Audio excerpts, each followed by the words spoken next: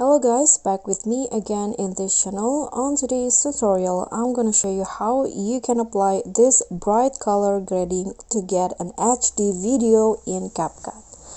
So first, just add the clips that you want to edit and then go to the filter options, find the scenery section and then select the clear filter, this one. Adjust it to 100. Now click on the adjust tab and follow this setting. So for the contrast, lower it to -7, saturation increase it to 5,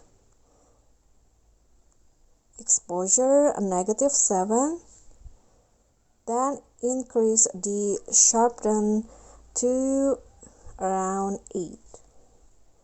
Now find highlight and lower it to -12, shadow increase it to 10. Then you are done, and this video will be the result. So you can see the difference.